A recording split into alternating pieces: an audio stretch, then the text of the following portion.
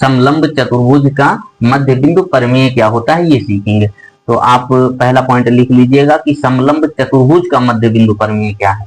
तो हमने कहा ये मध्य बिंदु है, मान लो इसका, और ये मान लो इसका है। मध्य बिंदु उनका लेना है जो पैरेलल नहीं है, और उनको आपस में एक दूसरे से मिला देना है। कनेक्ट करवाइए, ये करवा दिए। तो पूछ लिया जाता है, जैसे मान लो ये ए है, ये बी है, ये सी है, ये डी है, और ये ई तथा एफ है। ये ई और एफ हो गए। तो पूछ लिया जाता है क्वेश्चन में कि इनका मान क्या होगा, ई एफ का मान क्या होगा, ई एफ के बराबर क्या होने वाला। तो आप इसको लिखिएगा कि ई एफ का जो मान आने वाला है वो इन दो पैरेलल साइडों के योग का आधा होता है। दो पैरेलल साइडें जो अदर बची हुई हैं, जैसे ए बी और सी डी, इनके योग का, यानी A B plus C D, A B plus C D और बटे में 2, ये आपका होता है भैया ई एफ का मान। आप कहेंगे कि आपने कहा था कि हर एक चीज को हम विद प्रूफ देखते चलेंगे कि कहां से आया है, कैसे आया है।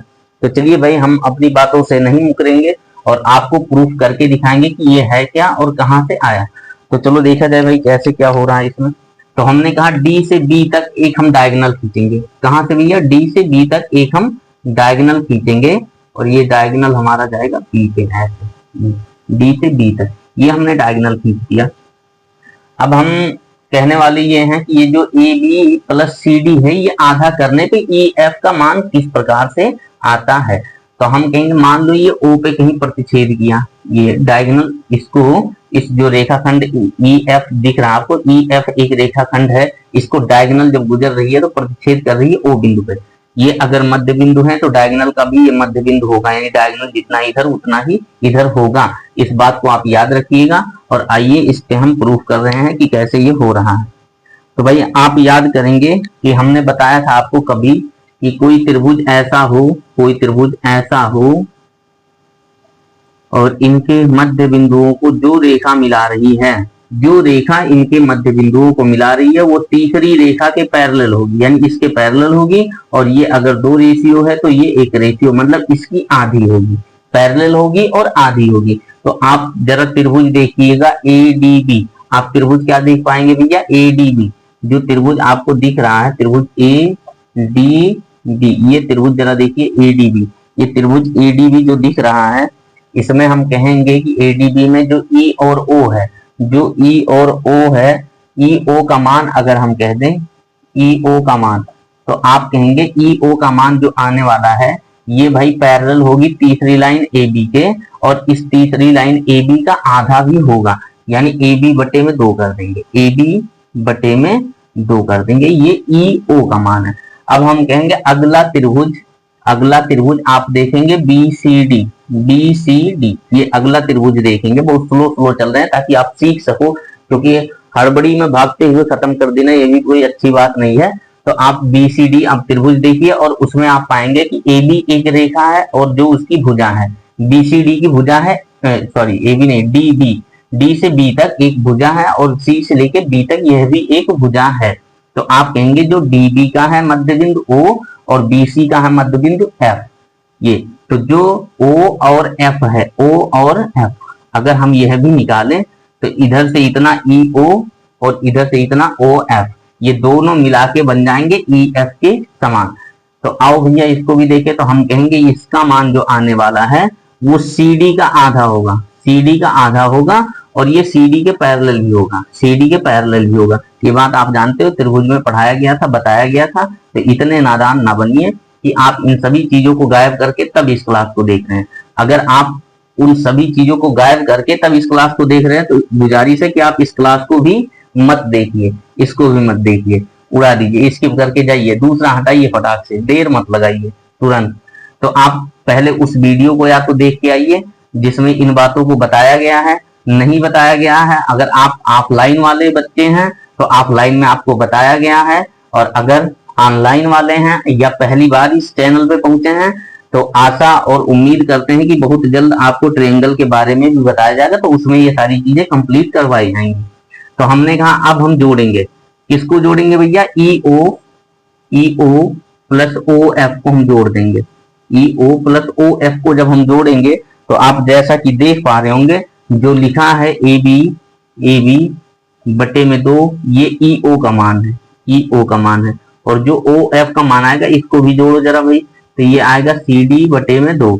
तो आप ए बी बटे में 2 और सी डी बटे में 2 ये मान पा गए, यानी A B plus C D बटे में 2 आपका ये हो गया भैया प्रूफ।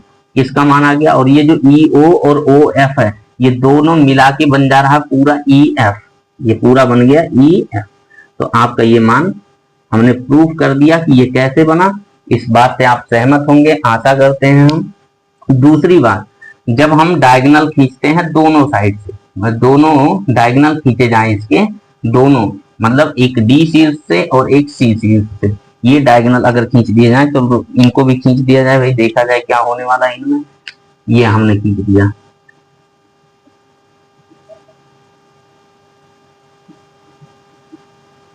तो ये बन नहीं रहा है, फिर से बनाया जाए इनको। ये सी से ए पे आ गया, ये सी से कहाँ आ गया भैया ए पे, एक डायगोनल ये है और एक डायगोनल आपका ये वाला है। हमने कहा कि अगर ऐसा कभी दिखे और डायगोनल के मध्य बिंदुओं को मिलाए, इनके मध्य बिंदुओं को डायगोनल के मध्य बिंदुओं को मिलाया जाए, और मान लो ये वाला अब आपका P है और ये Q है, P है और ये Q है, तब क्या होने वाला है, इन बातों को भी सीखिए। तो इस बात को आप उम्मीद करते हैं कि समझ गए होंगे, लिख भी लिए होंगे, तो इनको मैं हटा दे रहा हूं। आप जैसा कि देख पा रहे होंगे सारी बातों को हम प्रूफ यहाँ पे कर दिए हैं। तो आप कहेंगे कि ये जो P और Q है इसका मान कैसे आएगा, तो हमने कहा अभी भैया जो आप किए हो उसका चिन्ह जो है केवल उल्टा कर देना है। मतलब अभी आपने निकाला कि उनके ऐड का, एडिशन का, योग का आधा किया गया, अब उनके अंतर का आधा, उनके डिफरेंस का आधा कर दीजिए। यानी आप क्या करने वाले हैं, तो ए बी माइनस क्या कर देंगे डी सी या C D, A B minus C D बटे में 2 कर देंगे, तो ये मान किसके बराबर आ जाएगा, तो ये मान आ जाएगा पी क्यू का। ये अगला कॉन्सेप्ट है, इस बात को भी याद रखिएगा। और इस बात को अगर प्रूफ कहेंगे तो हम प्रूफ देने की कोशिश करेंगे। तो और चलो प्रूफ देखा जाए क्या है, क्योंकि आप मानने वाले हो नहीं, क्योंकि जो मैंने कमेंटमेंट कर दिया कि ज्योमेट्री में हर एक चीज को प्रूफ के साथ देखेंगे, तो आप तो जिद पे अड़े हो गए, हमको प्रूफ चाहिए भाई। तो आओ चलो प्रूफ देख लिया जाए, प्रूफ कैसे किया जाएगा इसको। तो हमने कहा भैया इसको बढ़ा दे रहे हैं किसी एक तरफ, और मान लो हम बढ़ा दिए किधर, हम बढ़ा दिए इधर को, ऐसे ये ऐसे बढ़ा दिए, यहाँ ये मध्य बिंदु पे था तो ये भी मध्य बिंदु पे आएगा। तो हमने कहा मान लो ये आर पे आया, ये आर पे आया, और एक त्रिभुज आपको दिख रहा है एडीबी, फिर से वही दिख रहा है, और एक त्रिभुज और आपको दिख रहा होगा, वो त्रिभुज है एडीसी, एडीसी, एडीसी। तो एडीसी वाला मान अगर घटा दिया जाएगा एडीसी वाले पार्ट में से, एडीबी वाले पार्ट में से, तो आपका पी क्यू बचेगा। यानी हम कहें तो ये जो पार्ट आपका दिख रहा है आर से लेके पी तक, ये बिंदु पी है, यहां तक का मान अगर हम पूरे में से घटा दे तो ये पी क्यू आ जाएगा। आएगा कि नहीं आएगा, तो चलो इस बात को देखा जाए। तो जो त्रिभुज एडीबी दिख रहा है, त्रिभुज एडीबी दिख रहा है, उसमें आप पा रहे होंगे कि जो त्रिभुज एडीबी है उसका मध्य बिंदु ये है और इसका मध्य बिंदु ये है, दोनों ये भुजाएं हैं, एडीबी की दोनों ये भुजाएं हैं, तीसरी भुजा एबी है। अगर ये दोनों भुजाएं हैं तो इनके मध्य बिंदुओं पे जो मिल रहा है वो पी और क्यू है, सॉरी आर और क्यू है, तो आर क्यू हो गया। ये आर क्यू किसका आधा होगा, ए बी का आधा होगा, ए बी का आधा होगा आर क्यू। आर क्यू का मान अगर निकालना हो तो क्या आ जाएगा भैया, ये ए बी का आधा। अरे भाई ये मध्य बिंदु है ये, और ये मध्य बिंदु है, तो इसके पैरेलल भी होगी ये, और इसका आधा भी होगा ये। तो आर क्यू का मान आ गया पूरा आर क्यू। एडीबी हमने बोला है, यहां से नहीं देखना, एडीबी देखा, एडीबी देखो भैया, ये देखो एडीबी।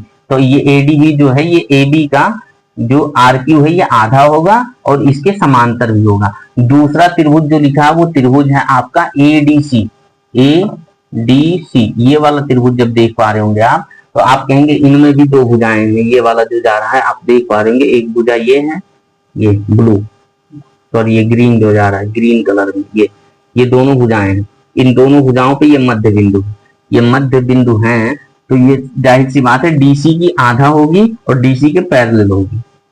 तो हम कहेंगे इनको भी लिखा जाए, तो इनका मान ये जो आरपी है, आरपी, ये जो आरपी है, आरपी किसके बराबर होने वाला है, आरपी बराबर क्या होने वाला भैया, तो डीसी बटे में 2, डीसी बटे में 2। हम कहेंगे कि जो आर क्यू है पूरा बड़ा है और उसमें से अगर आरपी निकाल दें, आरपी आरपी देखिए आरपी को हम निकाल दे रहे हैं, आरपी को हम निकाल दे, आर क्यू में से आरपी को निकाल दे तो पी क्यू बचेगा।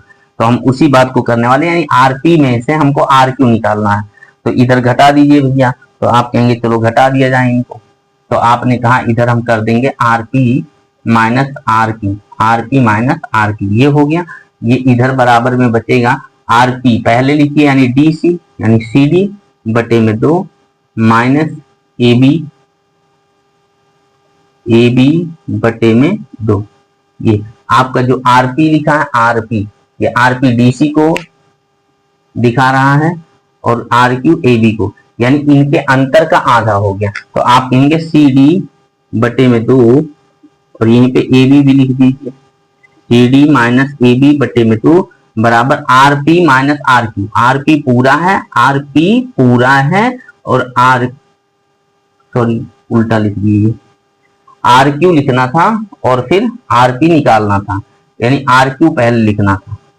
अच्छा यहां भी उल्टा हो रहा, ध्यान ही नहीं दे रहे। ए बी और यहाँ सी डी और यहाँ पूरा लाइन दिख रहा आर क्यू, बोल वही रहे हैं लिख उल्टा रहे हैं। ये पूरा आर क्यू में से निकालना है आरपी, यानी इसमें से इसको घटाना है, तो ये बचेगा। आप सही कर लीजिएगा इसको अगर गलत लिखे हो तो, ए बी और यहाँ पे हो जाएगा सी डी। तो ये आपका जो आर क्यू है, आर क्यू पूरा, उसमें से आर पी निकल गया तो बचा कितना भैया यहाँ पे, तो ये पी क्यू बचा, यानी जो पी क्यू बराबर है A B minus C D बटे में 2। ये हो गई अगली बात। अगली बात यही थी कि इनके डायगोनल के मध्य बिंदु, इनके डायगोनल के मध्य बिंदु जब कभी भी निकाले जाएंगे कि जो रेखाखंड इनके मध्य बिंदुओं को मिला रही है उसका मान क्या होगा, तो आप यही लिखेंगे। तो इसको भी हटा दे रहे हैं और आ जा रहे हैं इनके विकर्ण से संबंधित एक लास्ट बचा है, उसको भी देख रहे हैं भैया क्या होने वाला है। जो विकर्ण का लास्ट कॉन्सेप्ट है उसको देख रहे हैं। तो विकर्ण का लास्ट कॉन्सेप्ट ये कहता है, चलो इसको हटा दे, पहले विकर्ण को दोबारा भी बना देंगे हम, ये हटा दिए। चलिए आ जाइए, हटा दे रहे हैं, इसको हटा दिए हैं। अब ये हम एक डायगोनल ये खींच दिए और एक डायगोनल ये खींच दिए, ये इनके दो डायगोनल हैं। इन दो डायगोनल में मान लो एक का नाम D1 है, एक का नाम D1 है और एक का नाम D2 है, ठीक है भैया।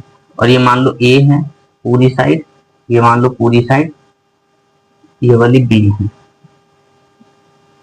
ये B है और ये मान लो C है और ये मान लो D है, ये पूरी साइड D है।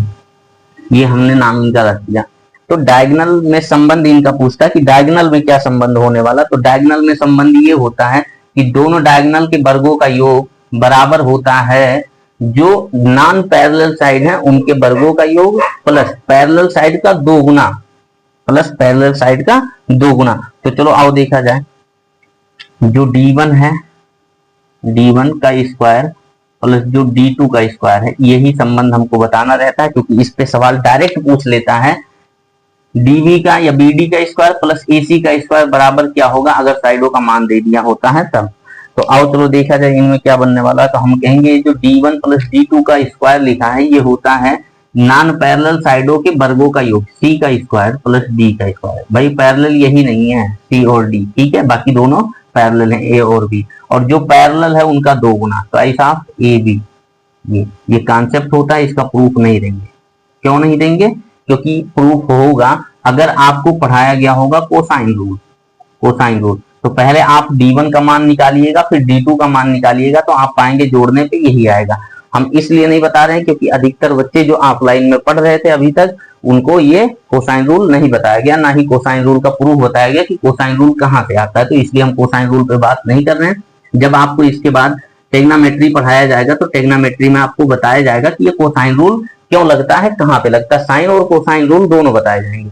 तो इन बातों का आप ध्यान रखिए कि इनको केवल और केवल अभी के लिए जुबान पे रखिए कि D1 square plus D2 square बराबर C square plus D square plus 2AB, ये होता है। अगला कॉन्सेप्ट आता है इनके एरिया का। एरिया जो होता है इनका 1/2 और वही जो बेस इंटू हाइट बोलते हैं उसी को बोल दिया जाता है उल्टा करके कि parallel sum of parallel side into उनके बीच की दूरी ऊंचाई। मतलब समांतर भुजाओं का योग गुणे ऊंचाई। तो आप इसको भी देख सकते हैं और मोटी मोटी बातों से समझ सकते हैं, पतली बातों से नहीं, मोटी बातों से। हमने कहा इसको हटा दें ताकि समझाने में थोड़ा आसानी रहे, तो इसको हटा दिए हम।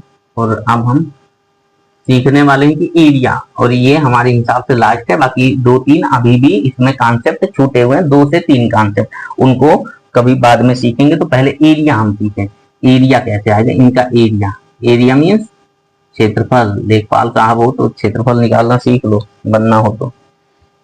आओ चलो देखो भाई, एरिया, एरिया अगर कहें हम तो एक डायगोनल हम खींच दे, केवल एक डायगोनल। ये एक डायगोनल हमने ऐसे खींच के यहाँ पे ड्रा किया, एक डायगोनल। ये जो डायगोनल है इस चतुर्भुज को 2 भागों में विभाजित कर रहा है। हम ये नहीं कह रहे कि बराबर भागों में विभाजित कर रहा, हम कह रहे हैं कि केवल और केवल 2 भागों में विभाजित कर रहा है। ज्यादा मत सुनियो, जितना बोले उतने सुनो। ये और ये 2 भाग हुए, ये नहीं है कि ये जितना है उतना ये है, क्योंकि इसके लिए इनको कांग्रुएंट होना पड़ेगा। कांग्रुएंट ये है नहीं तो ये बराबर नहीं है। तो आओ चलो इनसे सीखा जाए भाई एरिया कैसे निकाला जाता है। अगर हम कह दें कि जो समलंब चतुर्भुज होता है, समलंब चतुर्भुज, ये होता है समलंब चतुर्भुज।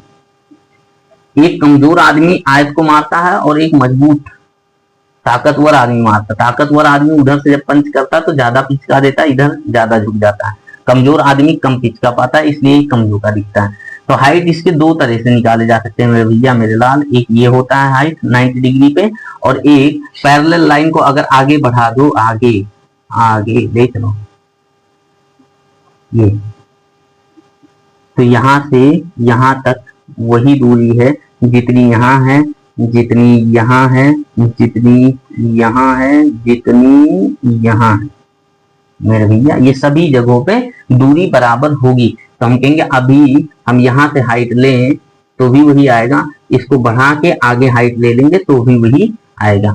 तो आपने कहा कि हमको ये बताइए कि फार्मूला क्या होता है, तो हमने कहा 1/2 गुणे, हिंदी में लिख दें। तो हम आप पैरेलल साइड क्या लिखे, समांतर भुजाओं का योग लिखते, थोड़ा आसान रहेगा हमरे लिए भी तुम्हारे लिए भी।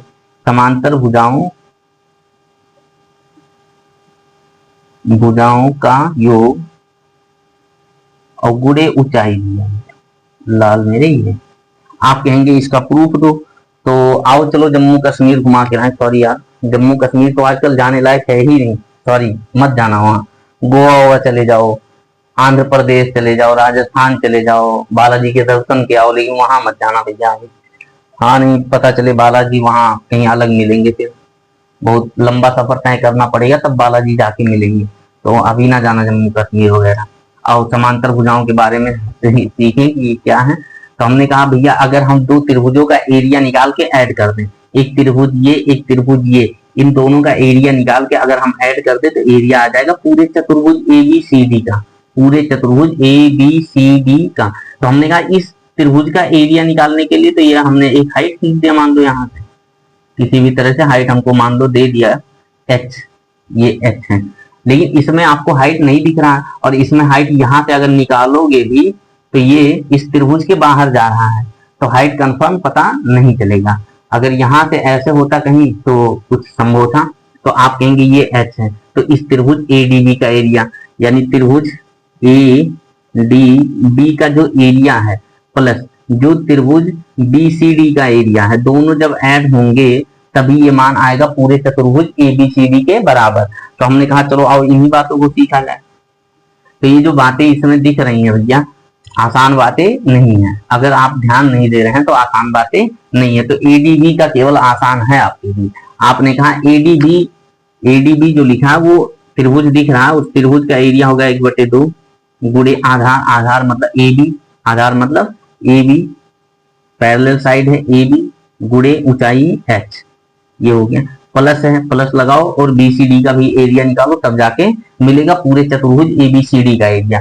तो हमने कहा आप एरिया मत निकालो केवल एक का, हाइट यहां से नहीं पता चला तो भैया हाइट कैसे निकाला जाए, तो हम कहेंगे आओ चलो हम बता रहे हैं कैसे निकाला जाए। तो हमने कहा इस रेखा को ऐसे डॉट डॉट आप बढ़ाते जाइए, ठीक है मेरे भैया, और ये रेखा ऐसे बढ़ाते जाइए, ये कहीं ऐसे जाके मिलाइए फिर इसको, तो आप पाएंगे कि ये पैरेलल थी यहाँ, ये पैरेलल थी यहाँ, तो आगे भी बढ़ाओगे तो पैरेलल ही रहेंगे। यानी जितनी दूरी आपका यहाँ से यहाँ, उतनी ही दूरी किसी भी बिंदु से 90 डिग्री पे लिया जाएगा तो ऊंचाई उतनी आएगी। यानी यहाँ भी एच ही आने वाला है। रेलवे लाइन याद करो, वो दोनों आपस में कब्बे नहीं मिलती भैया, कब्बो नहीं मिलती, कभी भी नहीं मिलती। और अगर मिल गई तो जितने लोग बैठे हैं, समझ रहे हो ना, हाँ फिर समझ जाओ, जितने लोग बैठे हैं कहाँ जाएंगे पता नहीं है, वो दोनों लाइनें आपस में नहीं मिलेंगी। तो ये एच है। अब ये जो एच है इसका हम अगर मान ऐड कर दें इसमें निकाल के एरिया, तो त्रिभुज, ये जो त्रिभुज बी सी डी दिख रहा है, इसकी ऊंचाई तो मालूम पता चल गई हमको, एच है, जितना ये था उतना ये भी है। और बेस केवल चेंज हो गया, बेस इसमें डीसी हो जाएगा, डीसी। तो 1/2 गुड़े बेस मतलब डीसी और गुड़े ऊंचाई मतलब एच, ये हो गया भैया। हुआ कि नहीं हुआ? ये डीसी बेस हो गया, ये हाइट हो गया। अब ये आ गया एरिया। हम कहेंगे एच और एच कॉमन है, 1/2 और 1/2 कॉमन, 1/2 गुड़ा एच ये कॉमन ले लिया, और ब्रैकेट में A B plus D C, ये डीसी आ गया हम गया। हाँ प्रभु, तो ये समांतर भुजाओं का योग आ गया, A B plus D C. ये A B plus D C अपना क्या आ गया? समांतर भुजाओं का योग, और गुड़े उसी में ऊंचाई, और गुड़े उसी में 1/2। सही बात समझ में? तो ये अपना हो गया एरिया इसका समलंब चतुर्भुज का। एरिया और भी तरीके से निकाले जाते हैं, जिसमें आपका वो एक एंगल पता रहे, दोनों साइड मालूम रहे, और साइन थीटा लगा के आप याद करिए 1/2 गुड़े ए गुड़े बी इंटू साइन थीटा करके आप त्रिभुज का एरिया निकाल रहे थे, फिर उसका दोगुना कर रहे थे, बताए थे। उसी माध्यम से इसमें भी निकाला जा सकता है, लेकिन फिलहाल के लिए आप याद रखिए 1/2 गुड़े आधार गुड़े समांतर भुजाओं का योग। ये सारी बातें एक एक करके यहाँ पे बहुत बढ़िया तरीके से लिखी गई हैं। अगर इसमें कोई दिक्कत लगे तो कमेंट बाजी तो कर ही सकते हो, कौन रोक के रखा है? कोई नहीं रोका है, जैसा मन के वैसा करिए। तो आप आजाद हैं, आबाद हैं। और जो अभी 1-2 दिन क्लास अपलोड नहीं किया गया तो उसके लिए भाई क्षमा प्रार्थी हैं, क्योंकि थोड़ा तबीयत अस्वस्थ था। तो स्वास्थ्य है तो सब कुछ है भाई, स्वास्थ्य ठीक रहेगा तभी हम कुछ कर सकते हैं आपके लिए। और आप भी अस्वस्थ हो गए तो आप पढ़ भी नहीं सकते, हम अस्वस्थ हो गए तो हम आपको पढ़ा नहीं सकते। तो कोशिश करिए, थोड़ा कोऑपरेट करिए। अगर एक आध दिन कभी ऐसा दिक्कत आ जाए तो उसको मिस मैनेज मत करिए, उसको मैनेज करिए, कोऑपरेट करिए। तो उम्मीद है कि आपको ये सारी चीजें एक एक समझ में आई होंगी, आप समझे होंगे। अपने कर्तव्यों को करिए एकदम सख्ती के साथ, नियमों का पालन कीजिए। विद्यार्थी जीवन के जितने भी उत्तरदायित्व हैं उनको निभाइए, ईमानदारी पे रहिए, अहम का बहम मत पालिए। बस उम्मीद यही करते हैं कि इन बातों को सीखेंगे, फालतू का कोई बहसबाजी नहीं। थैंक यू भैया, धन्यवाद, नमस्कार।